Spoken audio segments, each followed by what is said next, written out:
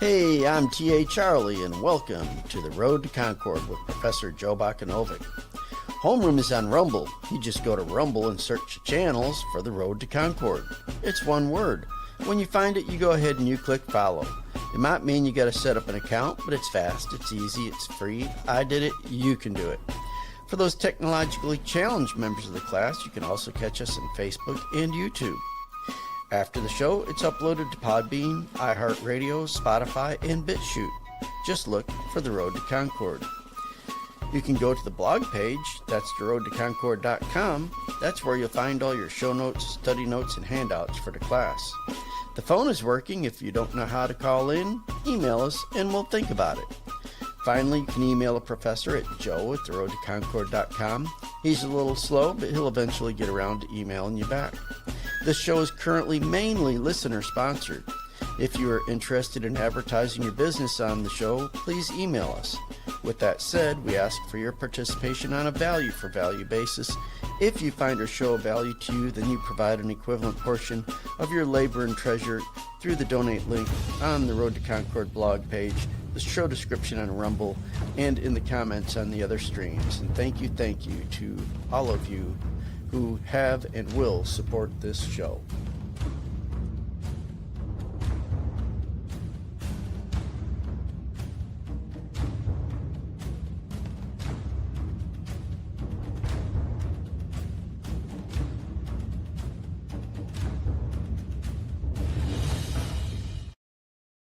Good morning. Welcome to the Road to Concord. It is Tuesday, January 20th, 2026. I'm your host, Joe Bakanovic. This is the first of our show, our series, our study in Genesis. Charlie, if you would pop on here real quick.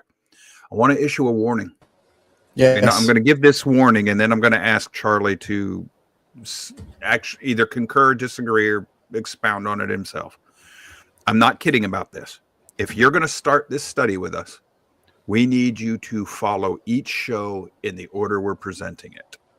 It's a cumulative understanding, and it is a gross abbreviation of, in some cases, gross abbreviation of the material supporting where we're at, why we get here. I need you to listen to me as we go through these classes. I need you to test me. You're going to have to do your homework. If you're Homework not willing, is mandatory. If you're not willing to do the homework, if you're not willing to test us, you don't have to do everything we present you with. But if you're not willing to put in at least a little more time, or you can't, you're unable to, do not start this series with us. Do not just skip Tuesdays. Skip them. Because if you're not willing to test what we're doing, we can shipwreck your faith in the process. If you will put in the work, oh boy, is this going to be of huge benefit to your faith. So, Charlie, do we concur with this warning? I agree 100% because where we're going is a place no men have gone before. Well, few people have gone before. Few people anyway. Yes, but because we are actually going to be on the shoulders of many yes, of our many brothers and sisters gone before us. But we're going to be looking at things from a totally different perspective than what you have ever been taught anywhere else. And that's why it's kind of dangerous, because if you only get bits and pieces and you put that into your worldview, you can get shipwrecked like Joe's talking about. But if you put in the time it takes to verify what we're doing and see where we're coming from and how we're getting there, then that's going to reinforce your faith, and you will end up having a greater faith at the end of this. And that's what we're trying to do. People have said throughout the ages, you cannot prove this book one way or the other. You can't prove it. You cannot logically, argumentatively prove it. Like quote unquote scientifically prove it. I'm going to make a very arrogant boast. Watch me. Yeah. Next year to 2 years, watch me. I'm going to do exactly that. But I'm going to test it in its own context. And that's where we're starting today. All right, before we get going, Charlie, anything else you want to address? Just Buckle your seatbelts, because you're going to need 5-point harnesses throughout this entire 1 to 2 years. We're not putting a time limit on it anymore, because we No. know the elephant that we're about to start eating, and it's huge. And we want to take our time so that we don't lose the audience. And please, please, please, please, please, please, please, I beg of you, if you have any questions or something's not clear or you need us to redo something or slow down, put it in the comments. Natasha will be monitoring those. I'm going to be helping Joe a little bit more live on the show here, because we got to do this as right as we can. I mean, we're trying to do this and serve Yahweh as best we can, but we are both just mortal men here, and this task is it's daunting to us, very daunting to us. So we're going to be trying to First check one show, another. very first show I've ever done here that I'm scared. Yes. I concur. I am horrified at what we're about to take on. So yes, With we that said, know the way teachers are held accountable before Yahweh. So with that said, yes, please let us know if you have any questions, concerns, anything. And the phones are open too. We'll take phone calls. All right, boys and girls, here we are. Let's, if you'll bear with me for just a moment, I'm going to switch my screens around, which is something I don't normally do. Ancient Near East. This is going to be our slide presentation. I will put it into, if you go to your homework, down in the description, everywhere I've put the show up, it's going to link you to We Who Are Lost. I will mirror this on the Road to Concord. There's a lot of administrative work that has to be done on the blogs behind the scenes. I will get to that, but you can find your homework by going to the link in the description pages. Before we begin, let me just do this, see if this will work for me for today. No, I'll tell you what. I don't even need to be in this. You should. We still hear me? Yes, we're good. All right. This material is grossly abbreviated. The material I'm about to show you. Charlie, Natasha, would one of you drop our logo for today? We don't need that. While I, Joe, have done my best to present the material that follows as factually accurately or as accurate as possible, there is far too much here to cover in any real depth in this type of format. We could spend years just on the ancient Near East culture, just in its creation myths. This is why I have posted links to my references on the blog site. It's a link provided in the show description right now. Furthermore, I must ask you to keep in mind that I will be addressing the greater concepts in this, addressing the greater concepts in this question. I did worded that awkwardly. I'm not looking to go over the details or the minutia of these concepts. So I'm humbly asking you to provide me with a little bit of grace here, folks. Understand that I'm trying to get the building blocks presented to you. I am not going to reinvent the wheel. I'm more concerned with teaching the material than receiving any type of credit for it. So I'm not going to put all these things into my own words. Others before me have already explained various aspects of the subject matter. Therefore, I have no need to produce my own explanations. Rather, I will use and credit those sources. All I do that may be different or unique is I expound upon and knit all these sources together for you in an attempt to explain how all these different pieces combine into a larger picture. One of the things I have encountered in studying over the last 20 years, studying the scriptures in depth, is that a lot of the different scholars and teachers that I've encountered, they suffer from expertise. They're only looking at their specific piece of the puzzle. And I guess I was made such that I cannot become an expert on anything. I get bored too easy. I've always thought that was one of my absolute biggest flaws. I realize now what it does is it keeps me searching, keeps me looking. I believe now, firmly believe I was made that way intentionally. So I read a lot more breadth than the average person. I study in a lot more depth. So breadth and depth helps me see different pieces of the puzzle. I see different aspects of how all these different teachers and their expertise knit together. And my compass is and has always been and will always be the scriptures as they want to be understood, not as my modern understanding wants to read them, but as they beg to be understood. Fair use and credit. All material used in this presentation is used under the terms of the fair use practices and is fully credited on our blog page. The link to this page and those credits provided for you in the description of this show. A few of my relevant references, just for those of you who are wondering. Ancient Near East thought in the Old Testament, the world around the Old Testament. I've also got another one. It's behind the scenes of the Old Testament. These are thick books, folks, scholarly books.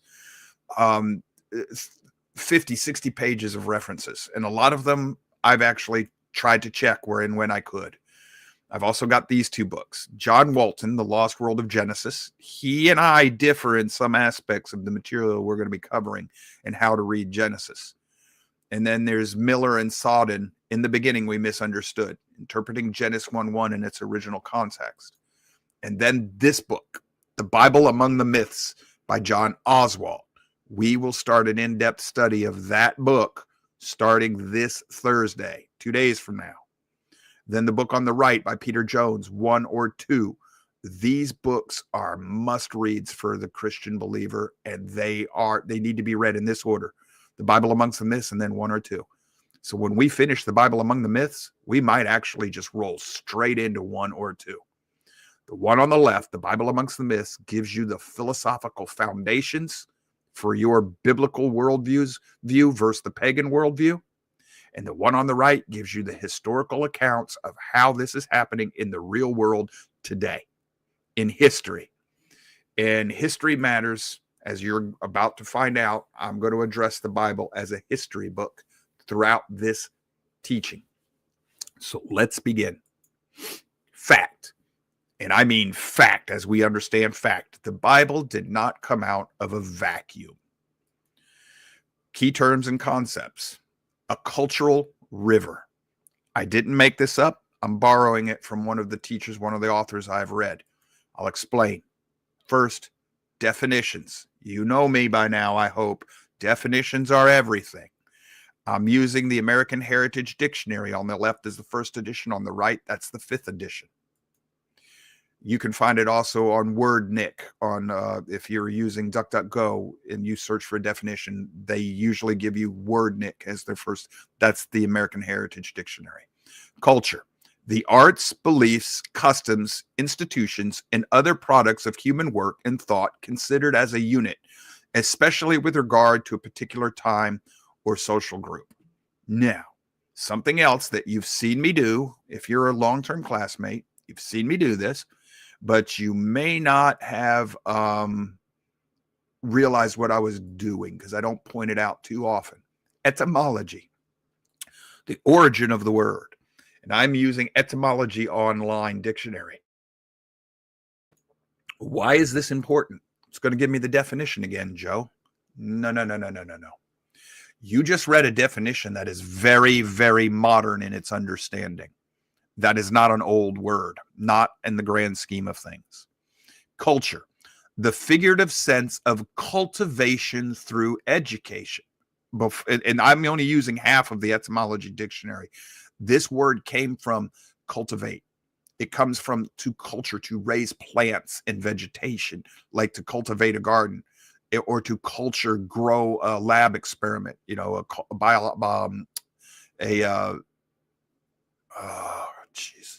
I can't think of the word at the moment. I'm having a brain blockage here, but a microbe.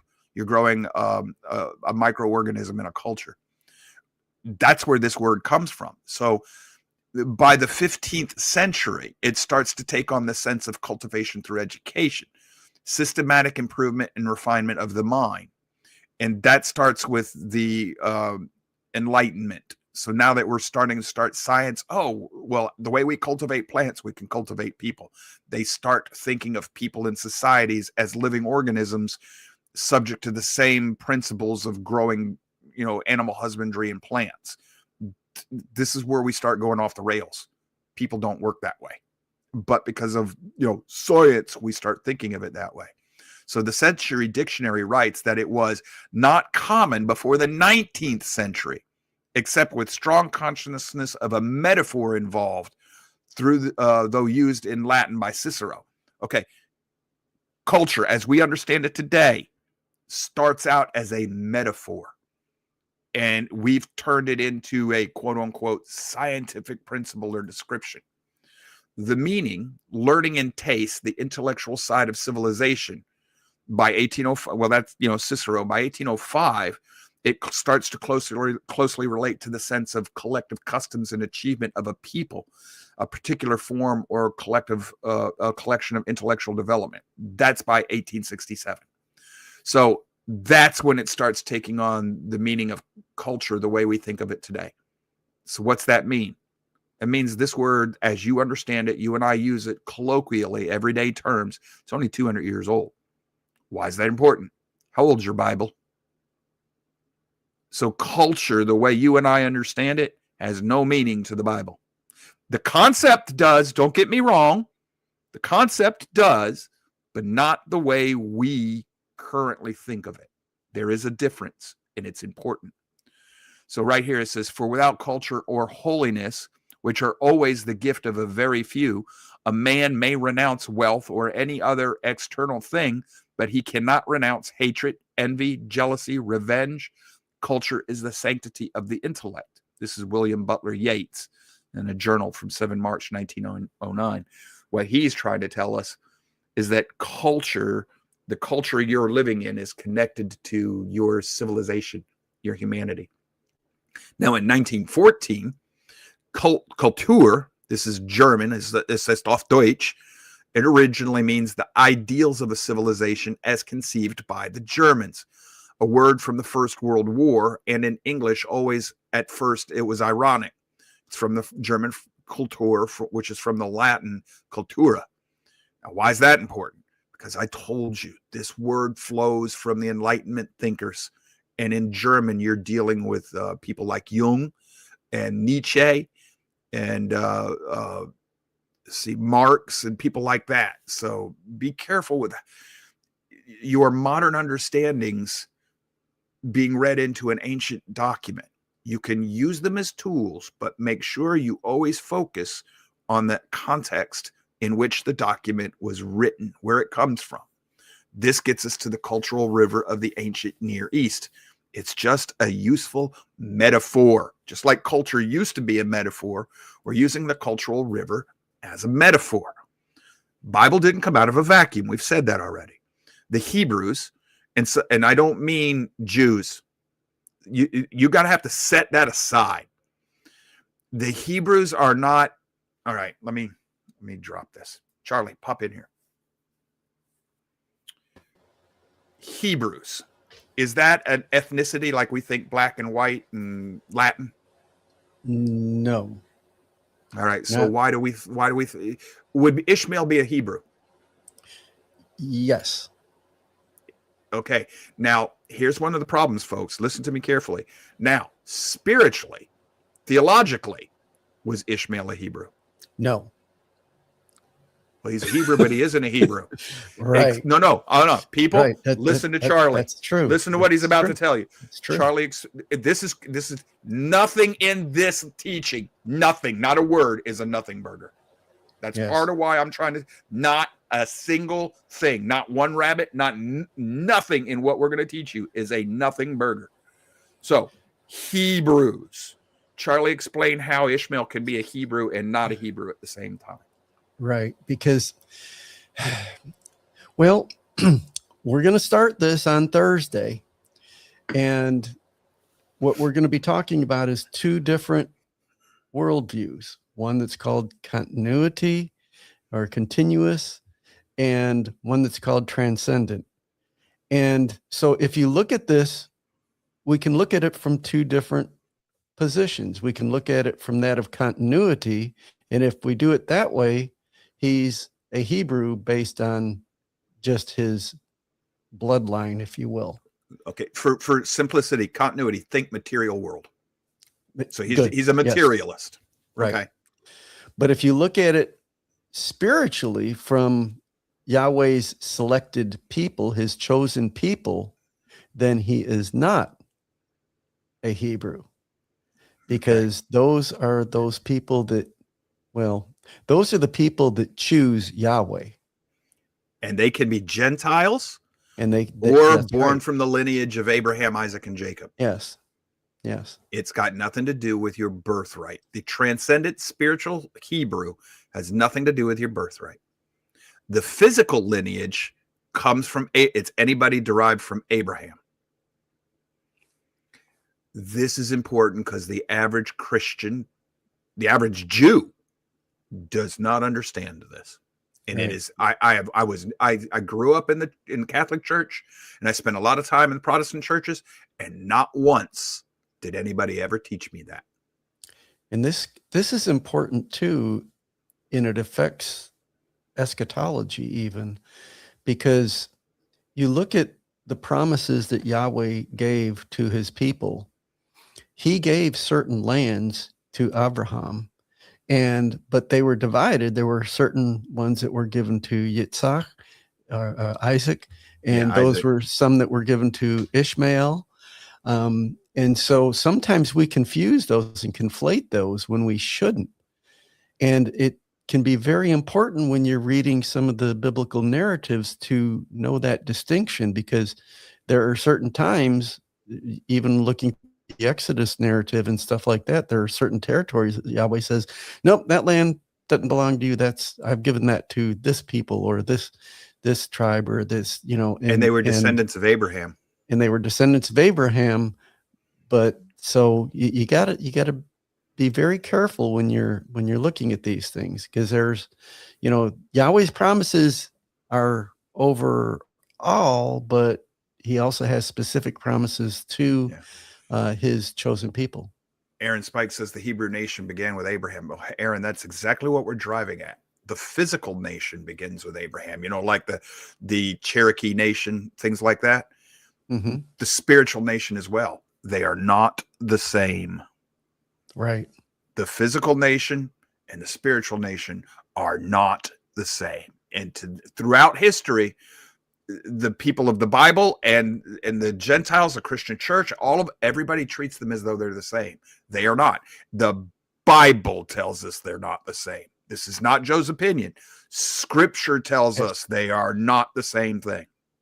Yes, if you carefully read it, it explains it. If you carefully read it and understand that's why, we sometimes like to skip over all these names and tribes and that stuff's important. Yeah, we will not be skipping that. There is a place for it. So, that's all right. This is a good point. Good place to get back to our lesson plan. Thank you, Charlie. I appreciate that. Y'all just get used to Charlie. I'm counting on him backstopping me a great deal throughout this teaching. So the Hebrews and subsequently the nation of Israel, as well as the Bible, all came out of the greater ancient Near East, or ANE background. I'm going to start using ANE, folks, just to help. Consequently, we should expect the Hebrews and the Bible to reflect some commonality with the ANE culture.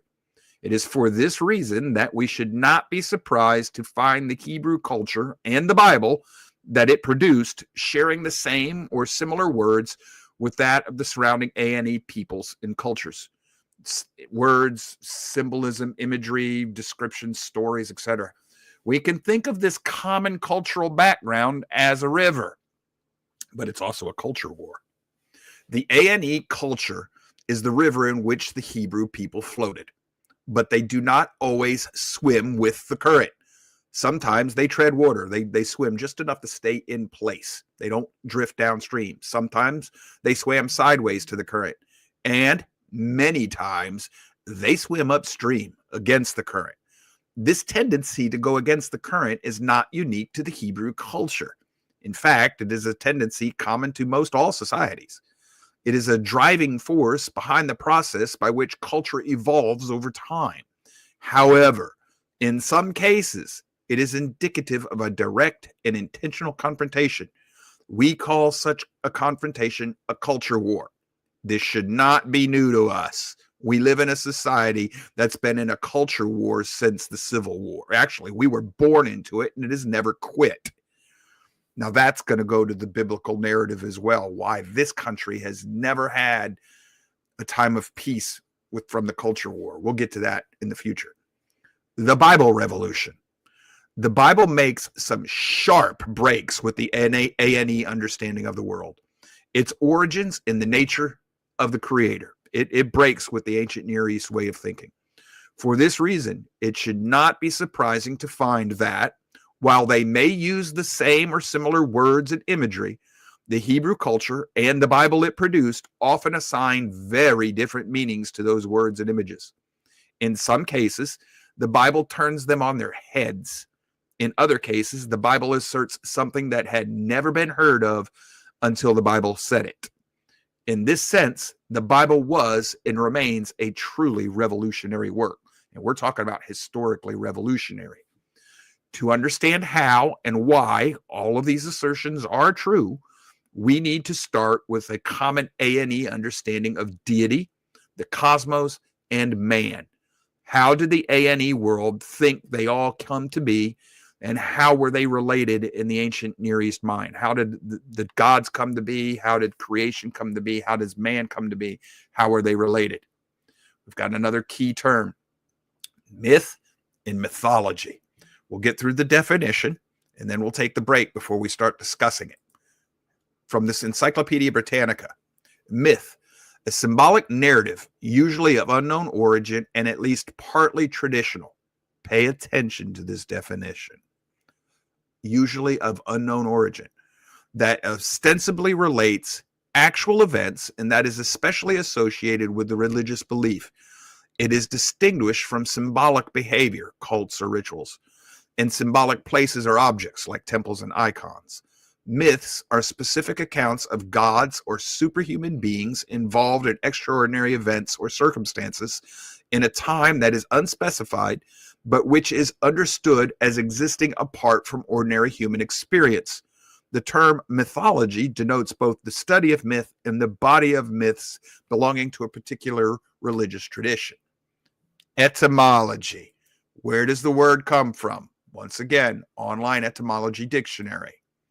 Myth, a noun, starting around the 1830, from the French mythe, 1818, and directly from modern Latin mythos, from Greek mythos. It's speech, thought, word, discourse, conversation, story, saga, tale, myth, anything delivered by word of mouth. A word of unknown origin. Beekes finds it quite possibly pre-Greek. Notice how that word started. It's centered around unknown origin. Myths are stories about divine beings, generally arranged in a coherent system. They are revered as true and sacred. They are endorsed by rulers and priests and closely linked to religion. Once this link is broken and the actors in the story are not regarded as gods but as human heroes, giants, or fairies, it is no longer a myth but a folk tale, where the central actor is divine but the story is trivial. The result is religious legend, not myth. Now, why is this important? Oh, one other thing. The general sense of an untrue story or a rumor, imaginary or fictitious object or individual, like a fairy tale, that didn't start until about 1840. Got to get myself back on the screen. So real quick, before we go to the bottom of the hour break. Myth, unknown origin. There are a lot of people today, believers and non-believers, who question whether or not Moses wrote Genesis. Why is that important? Okay, if you're going to say that there is nothing but the material world, it may not bother you at all. But if you believe in the spiritual world, this is crucial. If I can divorce Moses from the book of Genesis, then the Bible's a myth. If I cannot divorce Moses from the book of Genesis, then the Bible is not a myth. It does not meet the definition because we know who wrote the story, where it came from, and who the people and actors are. It is not an unknown origin. It has an anchor in time, and it is claiming to be history, not myth. not something that derives from the ancient unknown past that's just always been with us and always will be, and we don't know where it came from or anything like that. It's not a story, it's history. Now, you can think of the world is just the material, Joe, that's all it is. Fine. I told you we're going to test the Bible on its merits, its context. It claims the spiritual world is not only real, but more real than the material world. It also claims that there are adversarial forces in this spiritual world who are in war with the Creator. So they are going to be interested in whether or not they can separate Moses from the authorship of Genesis. Well, the Bible claims that Moses wrote Genesis consistently from Genesis 1:1 to the book of Revelation. The Messiah, Yeshua, who does say in the Bible, he asserts that he is the Creator made flesh. He says this, and a lot of people argue over that, but he does say it. If you read it in its cultural context, he says it many times. He even demonstrates it. He says that Moses wrote the book of Genesis and that Moses wrote about him as well. So if the Creator, who is the actual author, says that my human scribe Moses wrote that book, if we take the Bible on its assertions, its arguments, in its context, it's not myth. We're going to expand on this in great detail tomorrow on Worship Wednesday, why the Bible is not myth, but we'll also be readdressing it again next Tuesday or 2 Tuesdays from now, depending on how far we get today. Charlie's in charge of that, not me. But we'll expand on it when we look at the Bible, its canon, and whether or not it can be trusted, whether or not it meets the definition of myth. The book we're going to start on Thursday, The Bible Amongst the Myths, deals with this subject in great depth. So we're not going to go any further with it right now today. We're going to take the bottom of the hour break. We'll come back and we'll continue. Charlie, please.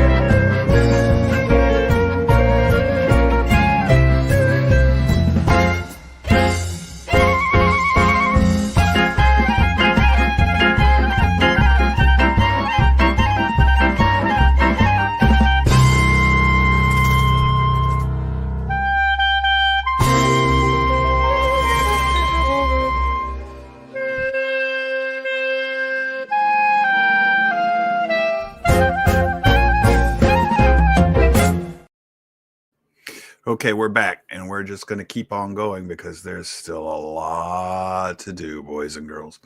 This is, let me just blow this up. This is a picture I snagged off the web. It basically shows you Johnson and Scholes, what they call a cultural web model. Why did I put this up here? What's that got to do with? Well, look at it. It says stories and myths, symbols, power structures, organizational structures, control systems, rituals, and routines. This is part of how a culture is held together.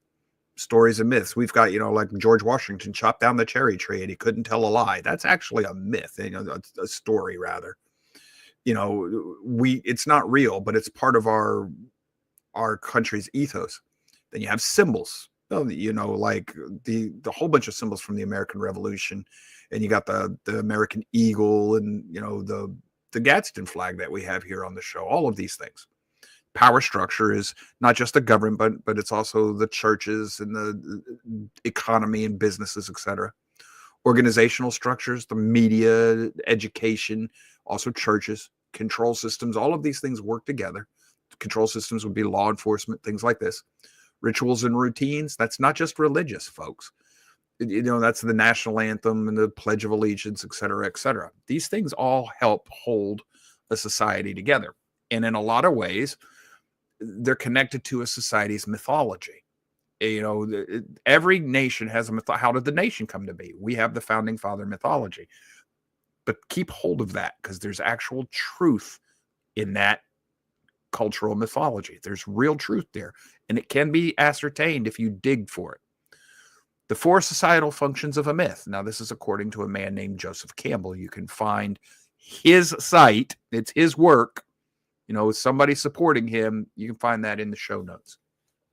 According to Campbell, a mythology serves 4 primary functions. Though not the only functions a mythology can perform, these 4 are essential to any active living mythology. From their first appearance, fully formulated in print in 1964's Occidental Mythology, it's a book, in lecture after lecture and book after book, these 4 functions provide a framework for understanding Joseph Campbell's mythological perspective. Now, I don't think he's a believer. I didn't research him. I was just using his arguments because they tend to work for me. The mystical or metaphysical function inspires in the individual a sense of awe and gratitude in relation to the mystery dimensions of the universe. So in other words, it gives you, the individual within society, a purpose or place in the universe and gives it awe, and you're inspired and overwhelmed by it. The cosmological function, that's what's the universe look like, how's it come to be, that presents an image of the universe that links local knowledge and individual experience to that mystery dimension. So for us, it's a lot of people today, I'm just science, Joe, I'm an atheist because you can't prove God. Okay, so there's no awe in you.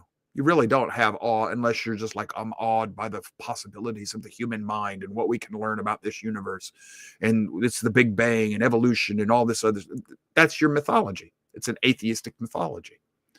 I'm not being derogatory here. I'm using these words and terms as neutrally as I can. I don't mean any insult.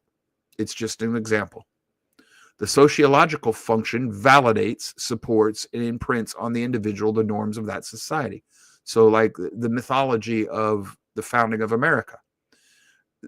We no longer have that in a large part of our country. They've abandoned it. They've broke with it. They've discarded it. But they still have this idea of America. Well, they are actually in a culture war, and they're trying to reinvent what America is. They're trying to create a new America. I would say you spell it with a K, not because it's my invention, but because I adopted that term and that explanation from a 1960s sociologist. And he's basically saying we need a communist America, a socialist communist America. And that's what the 60s, generation revolt was all about, the cultural war. So when you abandon the mythology of the culture starts to disintegrate, to break down. That's what he's saying. Mythology, a commonly held mythology, helps validate a nation or society. It supports it, imprints it on the individual, gives you a sense of community or society or nationhood. Finally, the psychological or pedagogical, teaching. It functions to serve as a guide to guide each individual through the stages of life within the context of that culture. Where's your place in the culture at that time? Mythology serves these purposes, especially in the ancient Near East. These things are extremely important to the ancient Near East mind. So Campbell concludes, these are the functions of mythology, and if they are successful, you get a sense of everything, yourself, your society, the universe, and the mystery beyond, as one great unit. Charlie, one great unit. Brother man, what is that? One is that great continuity? Unit. That would be continuity from the way I look at this, because it's just putting it all in one big ball. Which makes this gentleman a pagan. Yeah. Yes. We'll get to that here shortly, folks, or at least in this context. Pagan is not being used here pejoratively. It means you believe in continuity. That is literally, I now understand, that is literally the shortest definition of a pagan. Somebody who believes in a continuity view of the universe. Worldview, yep. Yep. So essentially, a society's myths serve to create its culture as well as a sense of cohesion and to support the governance and preserve the continuation of that society. Those were my words. All right. Key terms. Cosmological continuity. So Charlie, just jump in here whenever you want. The continuous worldview conceives of reality as one essence. According to this way of conceiving reality, God, or whatever the God is, in the spirit world are of the same essence as that of of nature, the natural world, and the material world. They're of nature and the material world. They're the same essence. They're also of the same essence as humanity. In short, the spiritual, natural, and man are of one essence. They come from one origin, one type of material, one quality or character or nature. Star Wars and quote unquote the Force, literally, that's what this is. This is the cosmological unit, continuity worldview. George Lucas got the ideas from his quote unquote spiritual guru, Carl Jung, who in turn espoused a philosophy of continuity. Now, if you listen to Jordan Peterson, he will bring up this guy, Carl Jung, from time to time, and he's derogatory of Jung, doesn't like him. From what I've learned of Carl Jung, I wouldn't like him either, so I'm just staying away from him. I got enough trouble. I'm not going to go borrow trouble in my world right now.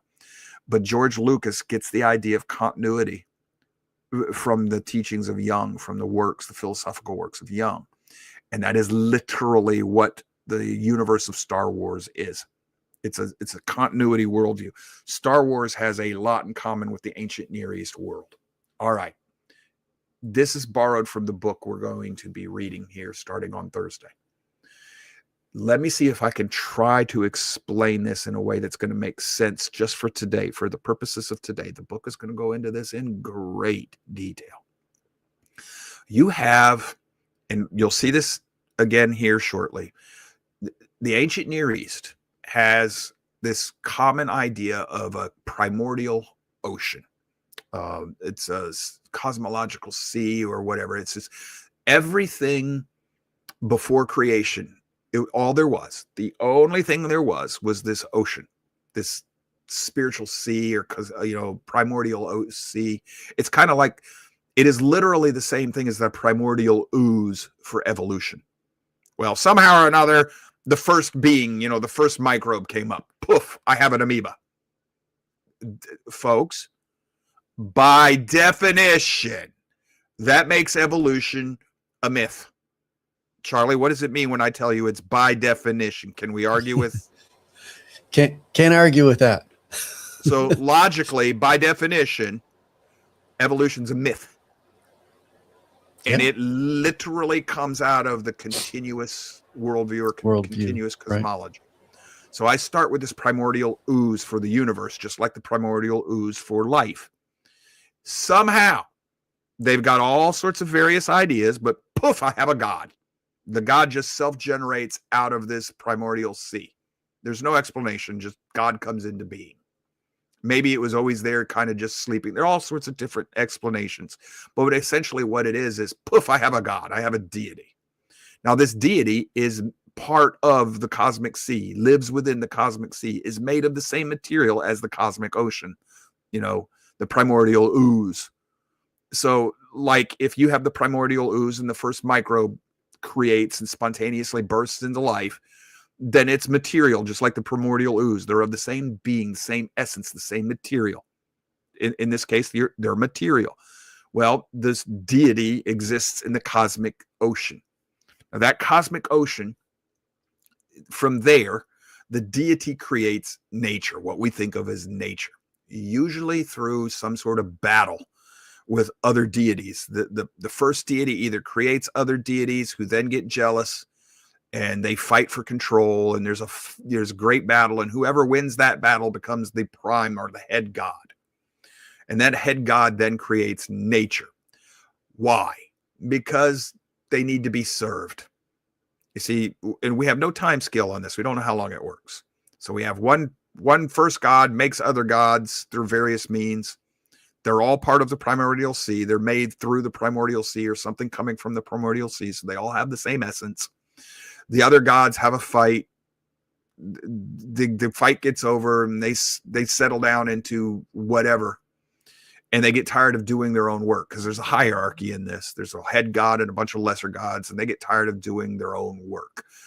So one of the deities will create a bubble in the sea, an air bubble. So you have this flat earth disk, and then you have an air bubble above it, and they make man to serve themselves, to do all the work for them. That's man. So nature is the area where man's going to live, and then man is made. And all of this stuff is made from the same stuff, the same material. Now you see on this picture, blue is going to be, that's the world. That's everything that is. That's the continuous universe. Black is nothingness. There is nothing out there. It does not exist. It does not exist. All that exists is the infinite primordial ocean, sea, and the bubble within it. Now, the primordial ocean is essentially the heavenly spirit world. That's where the gods live. They live in that ocean. But nature, the natural world, was created from the heavens in the material of the sea, the same material as the gods. Well, and then man is made from that same material too. So it creates a big circle. What's this mean? What are the ramifications of this? Holy cow.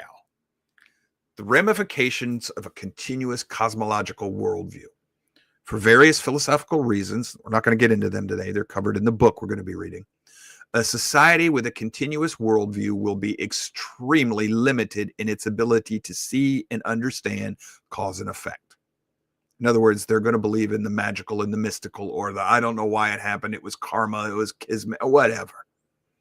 In return, this limited ability or inability to do these things will prevent the development of what we understand as the proper recording of history and the development of a systemized scientific methodology of study. You're not going to be able to produce those things the way we understand them with a cosmological worldview. Finally, all known continuous societies are polytheistic, all of them. In short, they can be thought of as pagan. Pagan meaning polytheistic. When you read the definitions of pagan, I didn't do that for you today. It's polytheistic. That's what pagan means. They're polytheistic because of their cosmological worldview. Even an atheist is polytheistic. They don't realize it. They're the primary God. But everybody that they look to teach them or as an authority in their life, well, Karl Marx said such and such, or, Steve Hawkins said such and such. Those are lesser gods in their eyes. Those are lesser gods. Hawkins is the god of cosmology, and Marx is the god of political science. And that is exactly how an ancient Near East citizen would understand our world today. They would flat out tell us, well, you may not call them a god, but that's how you're treating them. That's how you think of them. That's the role they're playing in your world. You've turned them into deities, into gods. This is going to limit your ability to deal with abstraction, History, cause and effect. And if you have a problem with cause and effect, you're going to have you're going to reject the idea of personal responsibility. Wasn't my fault. It was the environment I grew up in. It wasn't my fault. It was my economic status. It wasn't my fault. It was my lack of education. Always, well, Joe, that's cause and effect. No, it isn't. No, that's not cause and effect. That's excuse making, justification. You're rationalizing. That is not cause and effect. Well, prove it, Joe. Easy. Did Abraham Lincoln become a president? Yes. Who taught himself how to read? Who brought himself up out of poverty? Lifted himself up by his own bootstrap? Well, Joe, that's just part of your mythology, except that we have a record we can go back to that does support that that's what's happened. And we have this pattern throughout history. Certain individuals choosing to accept personal responsibility for their actions, realizing that there is a cause and effect. If I live this way, I can expect this outcome. Charlie does cause and effect all the time with his finances.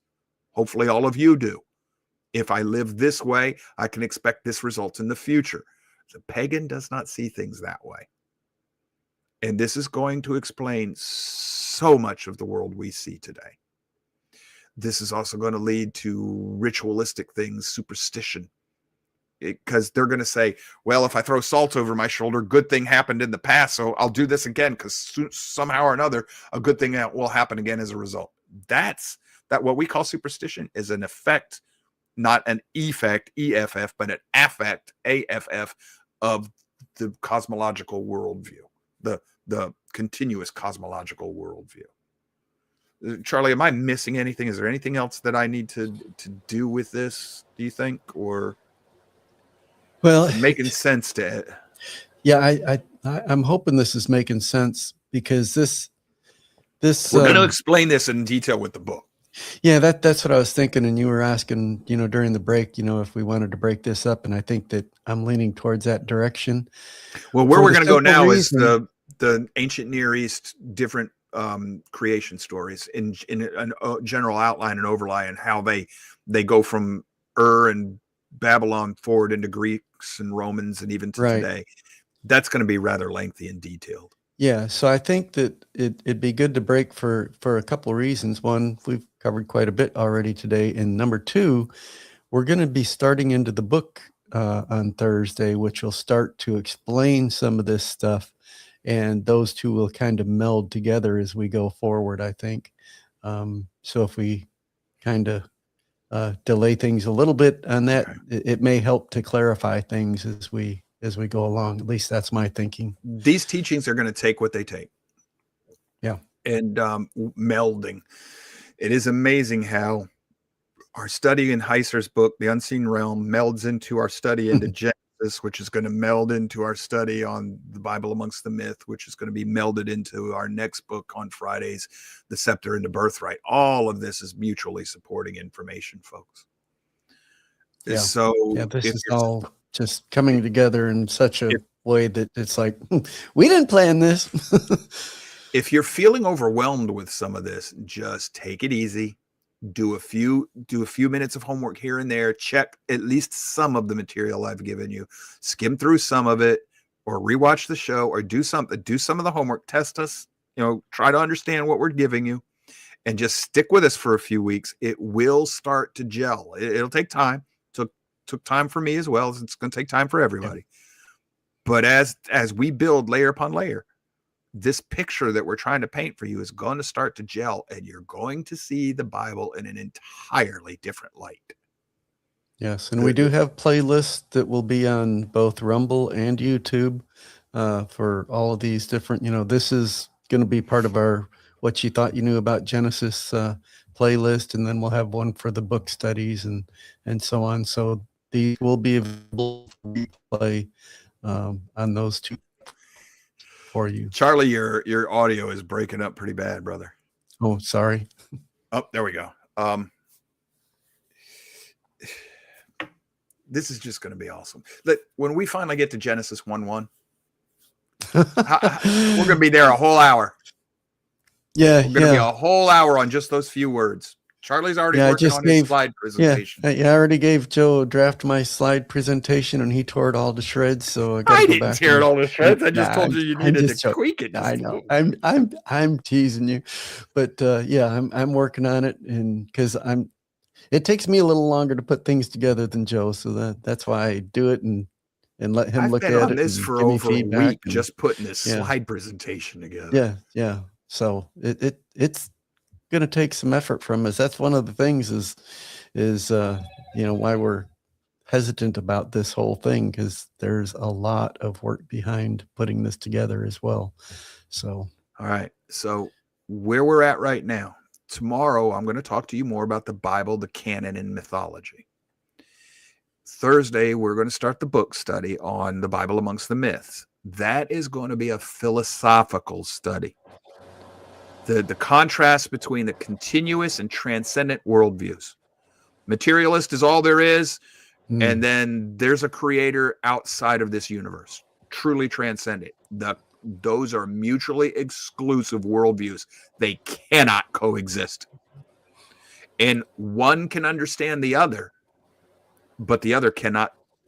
The continuous worldview cannot understand the transcendent, but the transcendent can understand the continuous.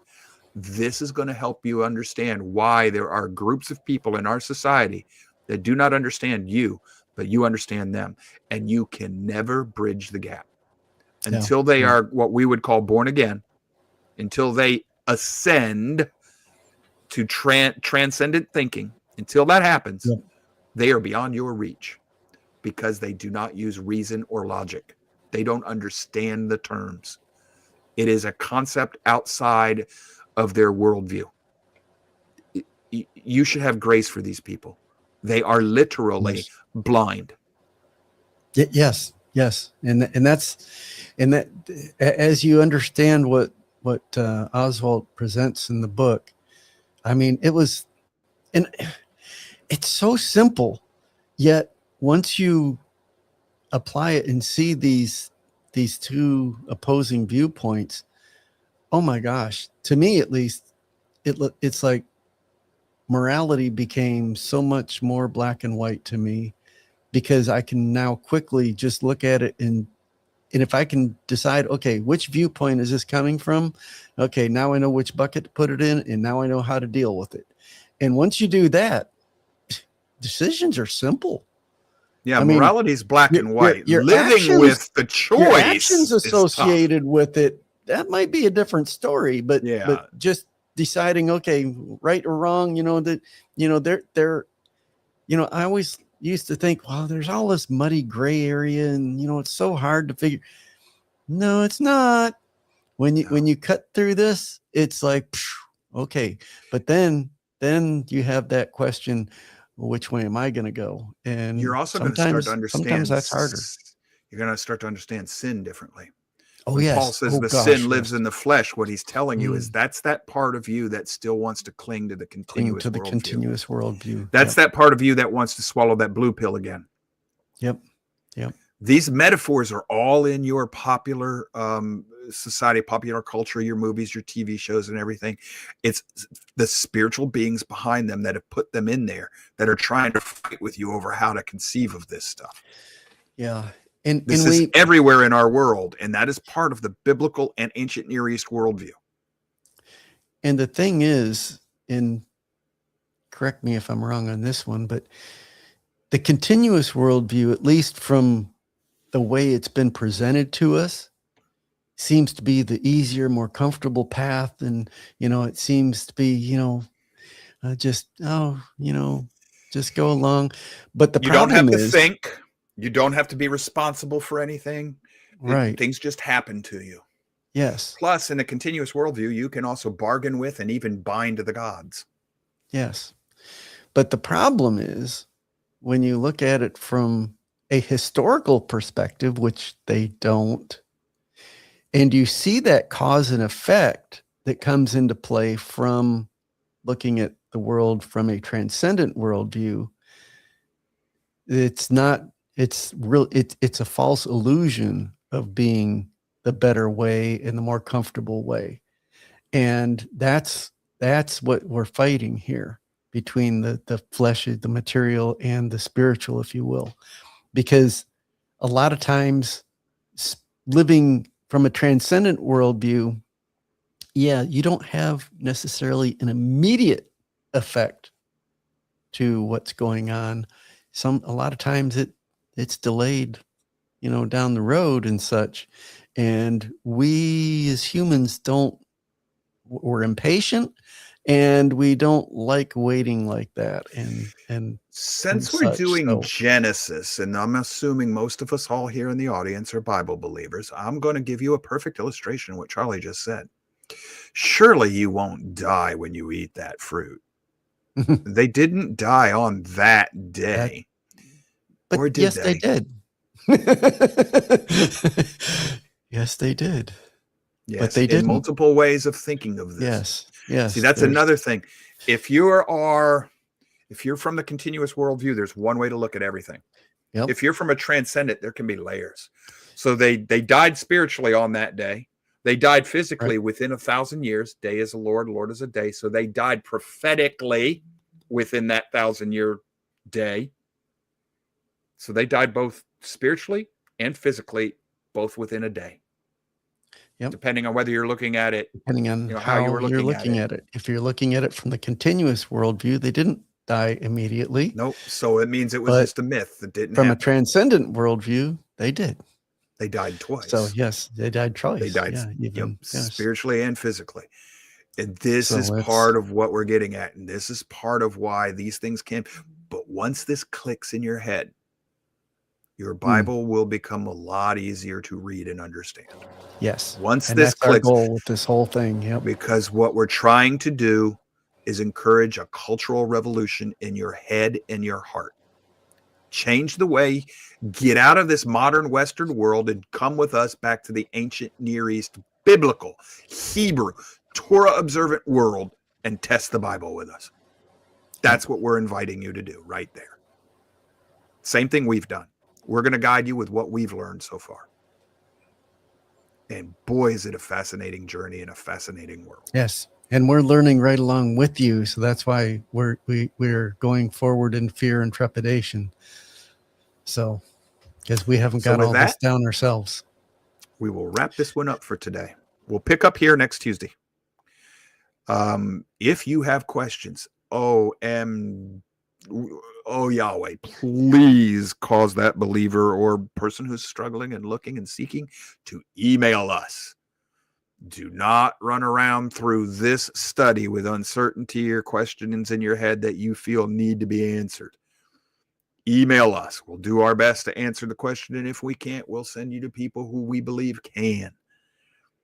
Be careful. Test us. You're going to have to set time out for this, because as we get deeper into this, if you don't do what we ask you to do, it can shipwreck your faith.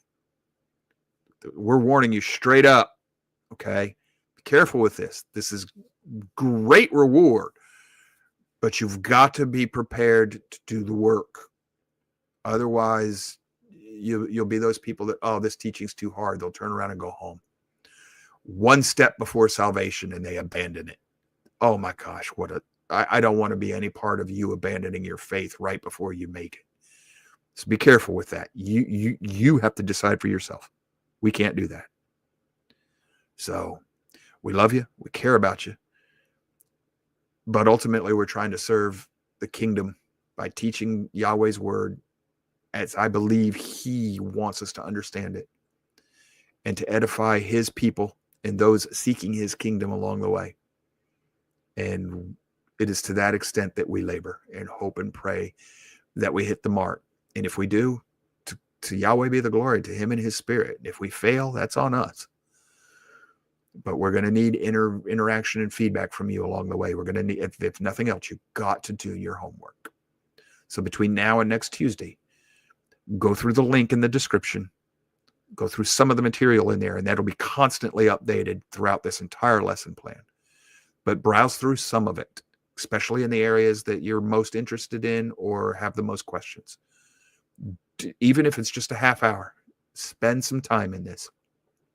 And we will see you all again next Tuesday. And then for those of you who are going to join us tomorrow, we're going to be dealing with the Bible and mythology and things like that. So until then, y'all stay safe. Take care. We'll see you then. Bye-bye.